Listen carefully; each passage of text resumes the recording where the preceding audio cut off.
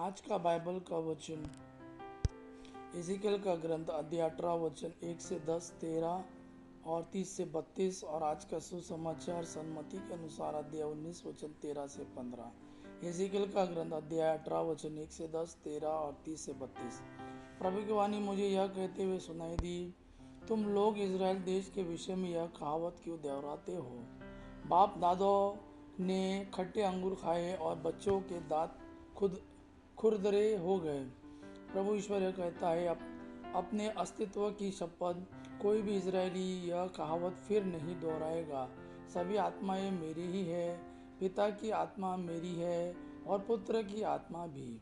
जो व्यक्ति पाप करता है वही मरेगा।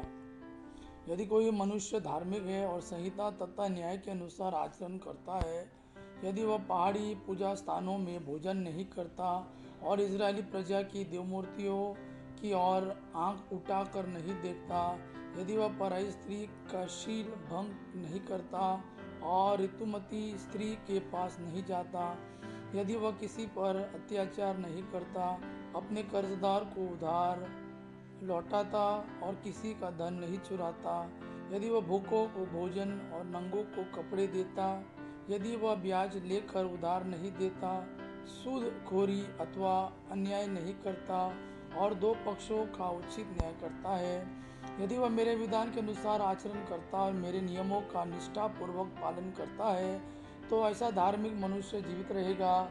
यह प्रभु ईश्वर की वाणी है। किंतु यदि उससे ऐसा पुत्र उत्पन्न हो जो डाकू और हत्यारा हो जाए, जो स्वयं भी इनमें से कोई अपराध करे, ब्याज पर कर्ज दे और सूदखोरी करे, तो क्या वह जीवित रहेगा? कभी नहीं। वह अपने कुकर्मों के कारण अवश्य मर जाएगा और उसका रक्त उसी के सिर पड़ेगा। प्रभु ईश्वर यह कहता है, इज़राइल के घराने हर एक का उसके कर्मों के अनुसार न्याय करूंगा। तुम मेरे पास लौटकर अपने सब पापों को त्याग दो। कहीं ऐसा ना हो कि तुम्हारे अपराधों का कारण तुम्हारा विनाश हो जाए। अपने पुराने पापों का भार फेंक दो, एक नया हृदय और एक नया मनोभाव धारण करो। प्रभु ईश्वर यह कहता है, इज़राइलियों, तुम क्यों मरना चाहते हो? मैं किसी भी मनुष्य की मृत्यु से प्रसन्न नहीं होता, इसलिए तुम मेरे पास लौटकर जीते रहो। आज का सुसमाचार सन्मति के अनुसार अध्याय 19 वचन 13 से 15। उस समय लोग ईसा के पास बच्चों को लाते थे जिससे वे उन पर हाथ रखकर प्रार्थना करें।